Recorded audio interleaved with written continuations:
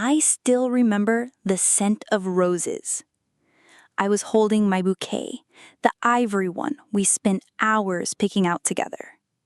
My dress brushed the carpet softly as I opened the door to our hotel suite. I wasn't supposed to be there. The photographer wanted a shot of the veil I'd forgotten in the bridal closet. But what I walked in on wasn't just unexpected. It was soul-crushing.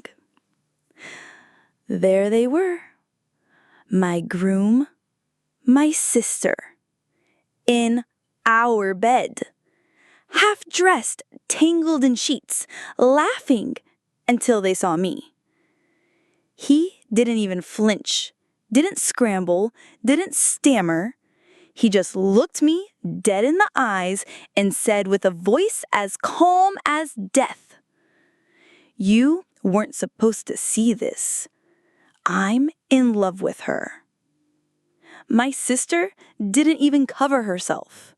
She just looked away, like I was an inconvenience, a wrong turn. I stood there, silent, the bouquet wilting in my hand, the flowers slipping from my fingers. Not a scream, not a slap, because in that instant, everything inside me had gone quiet. People think betrayal is loud, that it breaks you like glass. But the real kinds of it, the kind that comes from your own blood and your own future in the same bed, it doesn't shatter. It sinks like a stone pulled into deep water. That was the moment I realized betrayal doesn't come from enemies. It comes from the people who know where your heart lives. And now that you're here with me, I'll tell you what happened next.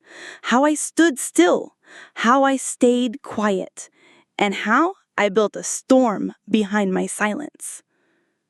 If this story grips you, subscribe for more real-life betrayals, revenge, and justice told from a woman's point of view. I didn't cry. Not then. Not even when I walked out of that room. I just walked. Down the hallway, into the elevator, through the lobby, still in my wedding robe, still clutching the edge of my bouquet like it could explain what I'd just seen. Nobody noticed. Or maybe they did, but chose to look away. People always look away from a woman breaking quietly. I went back to the bridal suite, closed the door, sat on the edge of the bed, and rewound everything. 6 months. That's how long the planning had taken. And now I wondered, how long had they been planning something else? There were signs. I saw them. But I loved too blindly to name them. Like how he suddenly insisted my sister be involved in every part of the planning. She has great taste, he'd say. She's your best friend. Let her help. She took over. The flowers, the dress fitting, the bachelorette weekend, even the venue choice. She became my shadow. But instead of feeling supported, I started to feel erased. I remember once, about 2 months before the wedding, I walked into the cafe early to meet them both. They didn't notice me. She was laughing, tucking her hair behind her ear. His hand was on hers for just a second too long. They pulled away when they saw me. She said she was asking him about cufflink ideas. He nodded too quickly. That was the first time my stomach flipped, but I told myself I was being ridiculous. Then, the late-night texts. We all had a group chat, my sister, him, and me, but sometimes he'd respond too quickly to messages she hadn't even typed yet in the group. I once joked, "What, you two have your own secret chat now?" She smiled. "Don't be jealous, sis." Jealous. Of what? Of who? I shrugged it off. My heart trusted what my eyes doubted, but trust is such a delicate thing. You don't know it's bleeding until it's already gone. I began noticing other little changes. He stopped touching me when we sat together, stopped texting goodnight, and once, just once, I smelled my perfume on him faintly, the one my sister always borrowed. I brushed it all aside, Told myself wedding stress was playing tricks on my mind. My therapist later called it emotional dissonance, but in real terms, it was the slow death of intuition, me choking my own voice just to keep the fantasy alive. Then there was the tux rental. He said he forgot to pick it up. I drove to the shop myself, and the owner mentioned he had already come in, but with his sister. Only I hadn't gone with him. I said nothing. I swallowed it. Again, because some women aren't taught to fight when they're wronged. We're taught to keep the peace, even when the war is in our own home. And he used that. They both did. Looking back, the betrayal didn't start that morning in bed. No, it started the day I let my instincts die just to keep two people comfortable. The day I smiled through suspicion. The day I gave them both the benefit of the doubt when all I had left were doubts. But the most painful part wasn't the lies. It was watching the people I loved rehearse my downfall while sitting at my table, eating my food, toasting to my future with glasses full of poison. That night, after walking away from them, I stood in front of the hotel mirror, still in white, still not a bride, and I whispered to my reflection, "They don't know it yet, but they buried the wrong woman." I didn't sleep that night. I sat by the window, still dressed in white, watching the city darken and reawaken. The world moved on. Cars honked, lights blinked, people kissed in the street below, while mine had stopped completely. At dawn, I called my mother. She answered with joy in her voice, still thinking there would be a wedding that day. I remember the exact words I said. I said, "Mama, he was in bed with her. With her." Silence, then a soft gasp, then denial. "Oh, no, you must have misunderstood. Maybe they were talking and it looked wrong. Are you sure?" Was I sure? I saw their skin, their laughter, the twisted sheets. But still, she needed me to be wrong. Because that was easier than facing the truth that her daughters had turned into strangers. I hung up. Then I called my oldest cousin, Renee, the one who always told me I was too forgiving. I needed her to say I was right. I needed one person, just one, to validate the hell I was falling into. She sighed. "Girl, maybe it's not what it looks like. You know, men are stupid. Maybe he got drunk or..." I cut her off. "She's my sister. I was supposed to marry him that day." Another sigh, another excuse, another woman trained to minimize fire when it's burning right in front of her. Later that week, I called my best friend, Alicia. I hadn't invited her to the wedding. She'd been out of the country for years, but I trusted her heart. She didn't make excuses. She cried with me. But even she asked, "Are you sure it was her and not just someone who looked like her?" And that was when it clicked. I wasn't just alone in the pain. I was being doubted in it. Everyone needed the story to be less ugly than it was, because facing it meant facing what they didn't want to believe, that blood can lie, that love can rot, that betrayal can wear a familiar face and still smile at Sunday dinners. I scrolled through old photos that night, family vacations, birthdays, my sister and I wearing matching pajamas. How do you erase decades of love in one morning? You don't. It stays. It festers. It becomes a scar so deep that even your shadow limps from it. They thought I'd crumble. They thought I'd beg. Instead, I got quiet. And when a woman like me gets quiet, it's not peace. It's planning. I could forgive betrayal, but being doubted by a loved one, that cracked something deeper. The next time my mother called, she asked, "Are you still thinking of calling off the wedding?" As if there was still a maybe, as if love could still be salvaged from ashes. I didn't answer. I didn't need to. I had already packed my things and left the city by then. No announcements, no Facebook posts, no dramatic scenes. Just absence. And in that silence, I made a vow, not to any man, not to any god, but to myself. I will never again explain my pain to those who need me to be wrong, just to feel right. The house wasn't just a house. It was supposed to be our home.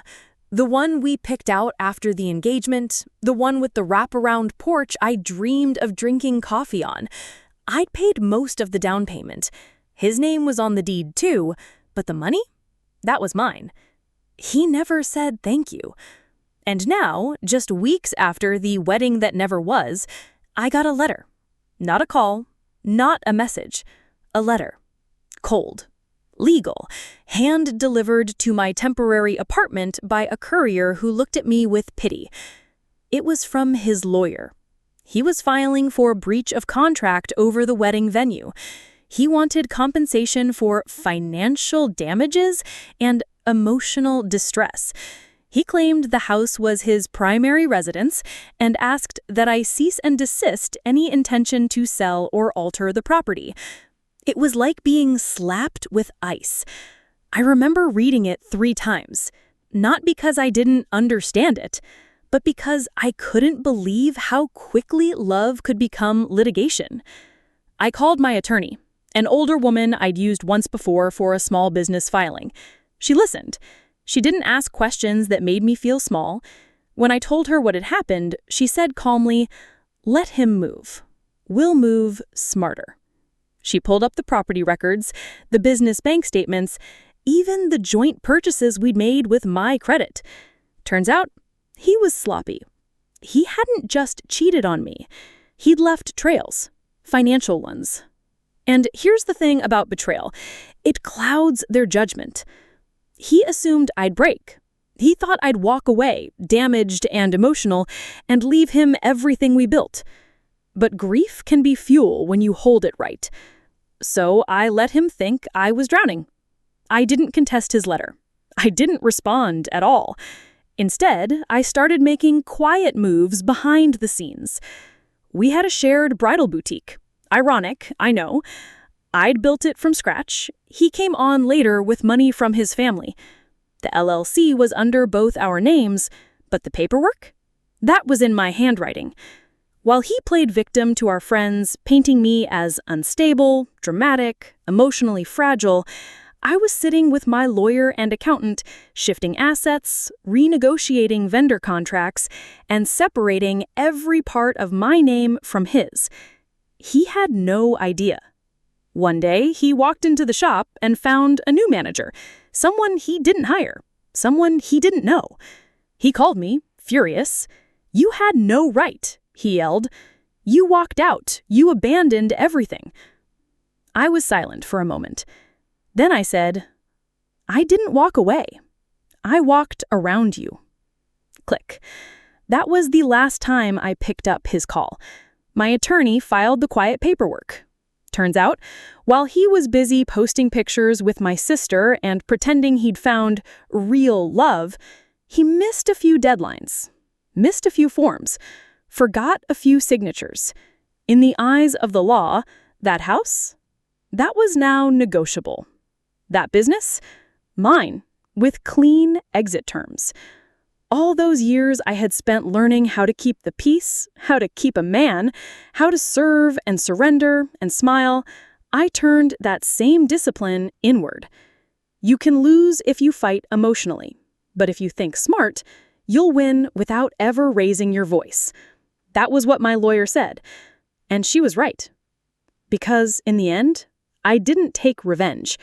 I took ownership of my house, of my business, of my name. I thought it would stop there. I thought once I pulled away from him and her, once the legal dust began to settle, I'd finally have room to breathe. But betrayal? It's never content with just one wound. It multiplies. It spreads, like mold in the corners of a house you once called home. A week after the business transfer was finalized, my aunt called me. the same aunt who told me I was the pride of the family. She didn't call to ask how I was doing. She called to say I was causing a scene. "Can't you just forgive and move on?" she asked, as if I'd overreacted. "As sisters, you two should never let a man come between you." As if I had let it happen?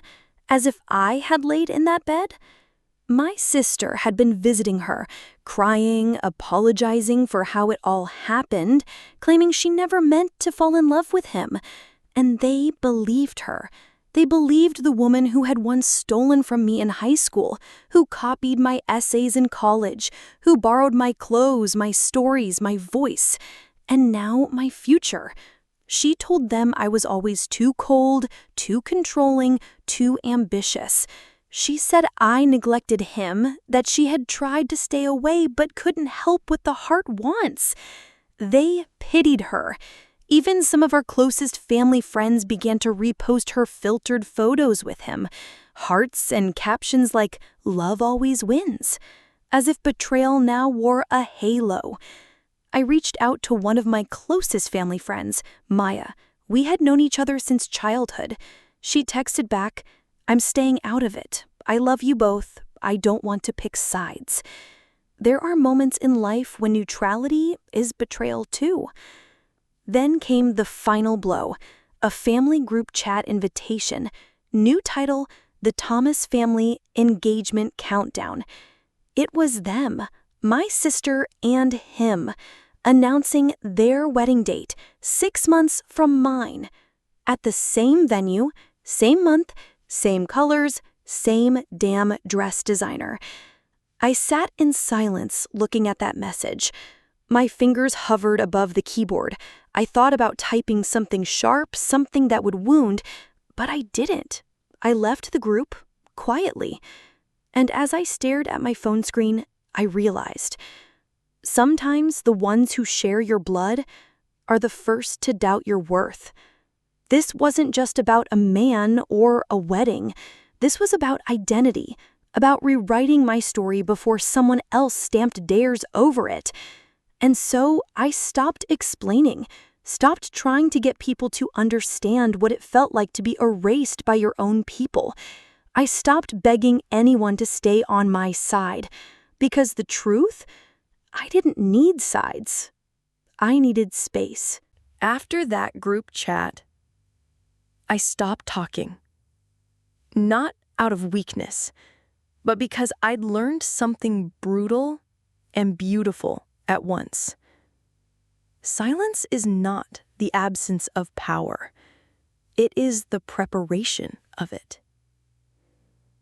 He thought I'd chase him, thought I'd rage, thought I'd show up at family events and throw scenes, cry in corners, beg someone, anyone to listen. But I didn't. Instead, I vanished. Not physically. I still went to work. I still smiled at the mailman. I still swept my small apartment floor every morning like a ritual.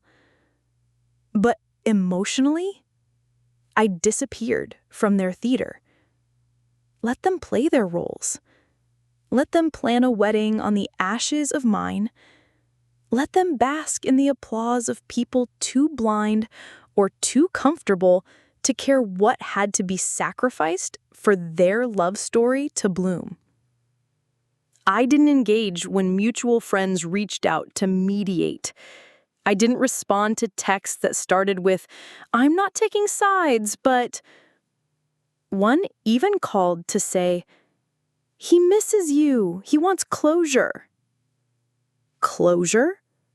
He had closure the moment he chose my sister over me and still looked me in the eye like I was the problem. Another said, "Your sister is struggling.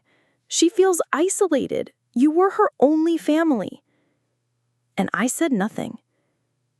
Because it wasn't isolation. It was consequence. And I wasn't going to be her cushion anymore. Let her feel the full weight of what she stole. But silence comes with a cost. People started telling stories in my absence.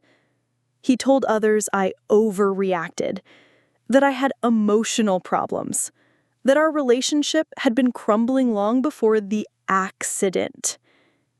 The accident. That's what they were calling it now. Like love was a fender bender. Like betrayal was a trip and fall. Like climbing into my wedding bed with my sister was an innocent misstep. I stayed silent, but I documented everything. I took screenshots, saved receipts, tracked down messages, deleted photos, call logs, not because I wanted revenge, but because I refused to let them narrate my downfall as madness. Let him think I was broken. Let her think she won.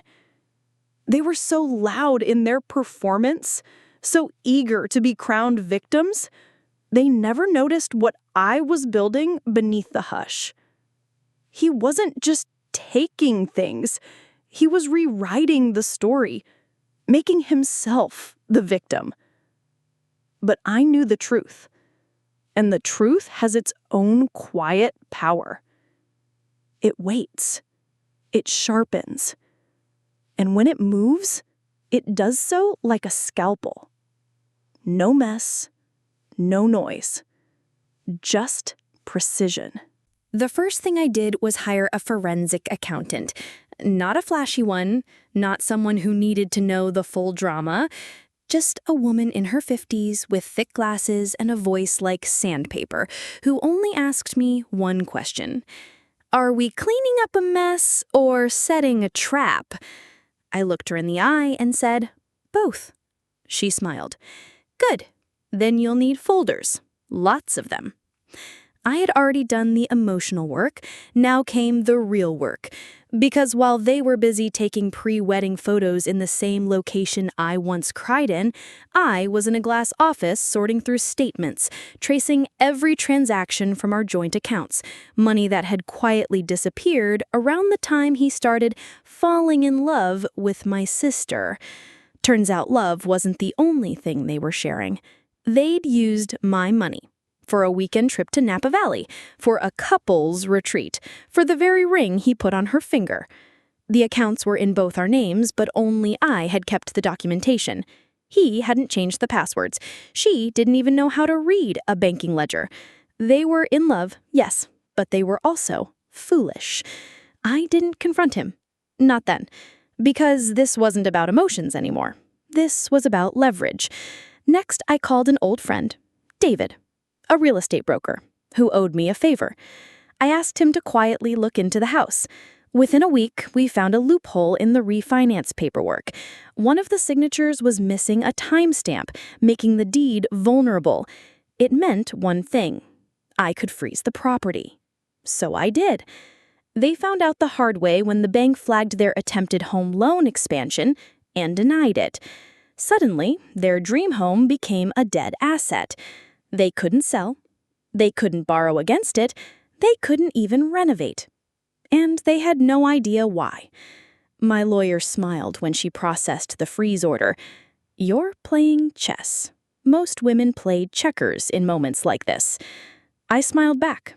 I've always had to think 2 moves ahead. Now, I just stopped pretending not to. Then came the confrontation I didn't plan, but didn't avoid either. I was at the cafe near my old boutique, quietly reviewing a folder, when I looked up, and there she was. My sister. Hair curled, makeup soft, the same soft pink lipstick I once bought her for her birthday. She hesitated, then walked over. I didn't stand up. She sat. There was a long silence before she said it. I didn't mean for it to happen like this. I stared at her. She looked tired, not broken, just weighed down, like betrayal had a hangover she hadn't expected. She fidgeted. We just connected. You were always so distant with him. I thought you didn't really love him. I didn't respond. I just turned a page in my file. Then I looked her dead in the eye and asked, "Can you carry the burden he's about to become?" She blinked. What do you mean? I didn't explain. I didn't owe her clarity. She stood up quickly, as if she was late for something, or as if my silence said more than she could bear. That night, I finalized the last piece. The bridal boutique, the one they were counting on launching together after their wedding, I sold it to their competitor. A cash sale, clean, final. And I made sure they didn't find out until they arrived with keys that no longer fit the door. People asked me later, "Why didn't you scream? Why didn't you call them out?" Because what they didn't understand is this. I didn't need to scream. I just asked one question. Can you carry the burden he's about to become? That was enough. It didn't take long. 2 weeks after the boutique was sold, he showed up at my door. No warning, no call, just the knock. I didn't rush to open it. I took my time. Let him wait. When I finally opened it, he stood there, in a crisp button-down and a look he must have practiced in the mirror, half regret, half entitlement. He started with a smile. "You look strong," he said. I didn't reply. He shifted. "I just wanted to clear the air. Things got messy, but we don't have to stay in this place." This place? He meant the place where I took back everything he thought I was too soft to protect. I stepped aside and let him in. Let him sit at the small round table where I already placed a folder. Documents, photos, financial transfers, screenshots, receipts. I sat across from him. I didn't offer tea. "What is all this?" he asked, eyes narrowing. I slid the first page forward. "It's the timeline," I said. "Every expense, every lie, every moment you used me while preparing to erase me." He shifted, uncomfortably. "Look, I know you're upset, but..." I raised my hand, just slightly. "This isn't about being upset. This is about accuracy. You didn't just cheat on me. You tried to replace me. Quietly, legally, financially." He looked away, then back. "You've been talking to people, spreading lies." I almost laughed. "No, love. I've been talking to lawyers and spreading paper." I reached into the folder again, this time pulling out the letter from my attorney to the bank.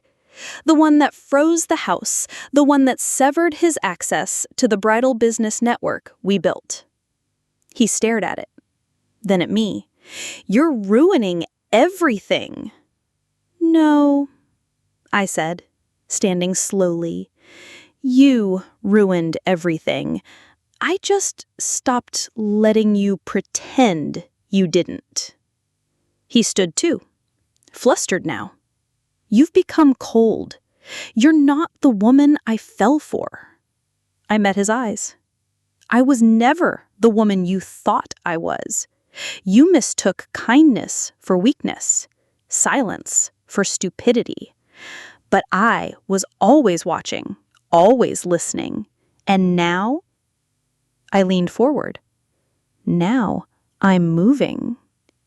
He left without another word. No apology. No fight. Because there was nothing left for him to win.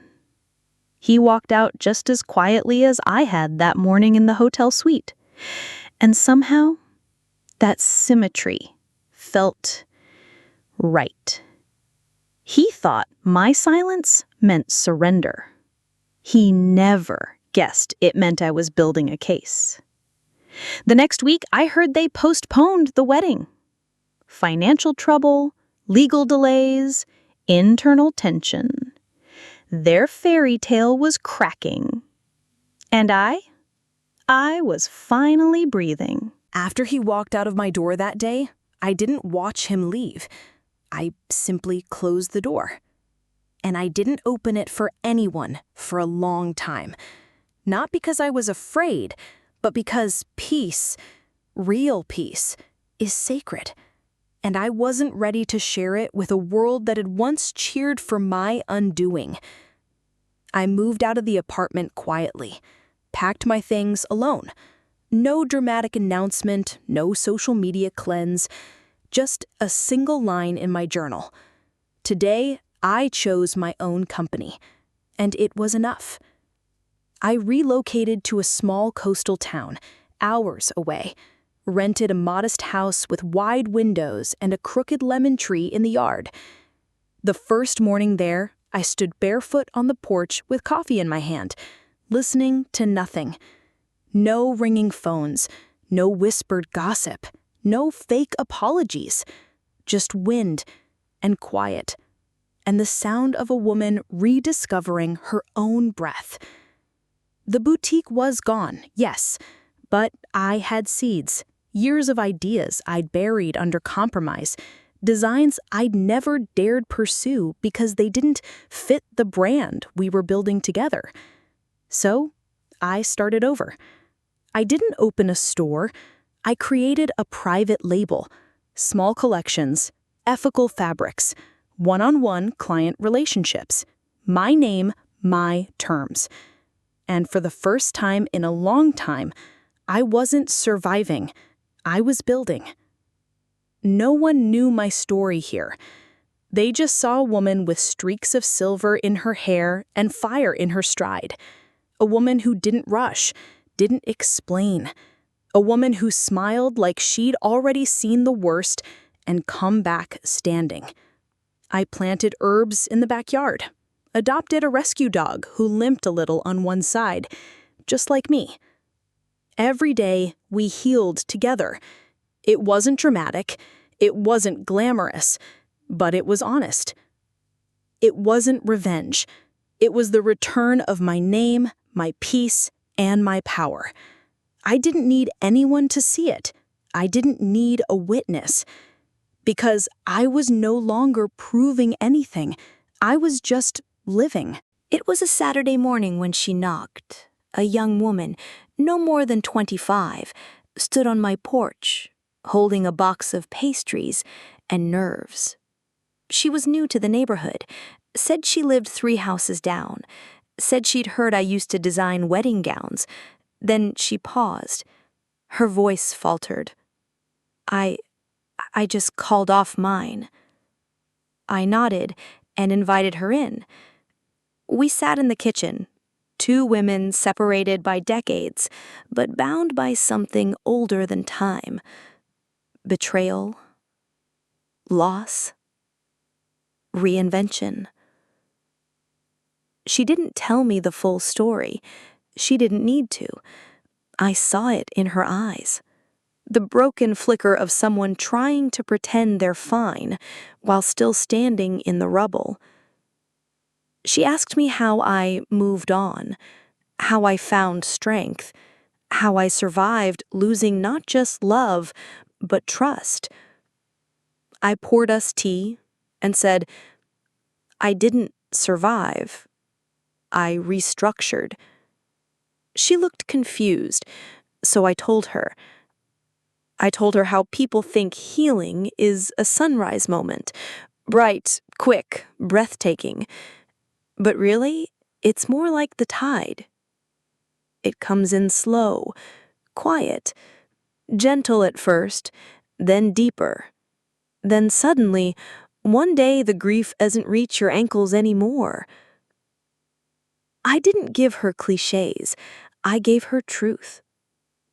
Told her about the betrayal, told her about my sister, the silence, the paperwork, told her how I stopped asking why and started asking how. How do I rebuild? How do I reclaim? How do I never allow myself to be erased again? And then I said it, the sentence I now hold like a pearl beneath my tongue. Don't shout. Don't run. Think. Then move once, so clean and strong that no one sees it coming. She sat back, tears in her eyes. Not from sadness, from recognition. She thanked me, then left. And as I watched her walk back to her house, I saw something in her shoulders. She wasn't shrinking anymore. She was starting to straighten. Later that evening, I took my dog for a walk past the edge of the neighborhood. We passed a house I'd never paid attention to before. Then I saw them. Through the window. My sister. Alone. Sitting on a couch, face lit by the pale blue of the TV. No laughter. No ring. No husband. Just stillness. Rumor had it he left 6 months after the wedding was canceled. No one talks about them anymore. They became a whisper. A caution. A faded scandal with no ending worth retelling. And me? I kept walking. Because that was the real ending. Not revenge, not rage, not a dramatic slap or a courtroom win. Just this. The woman they buried, now standing, quietly, at peace. If this story hit you in the chest the way it did me, share it. Comment below. What would you have done? And don't forget to subscribe for more stories of women who fought back and didn't flinch.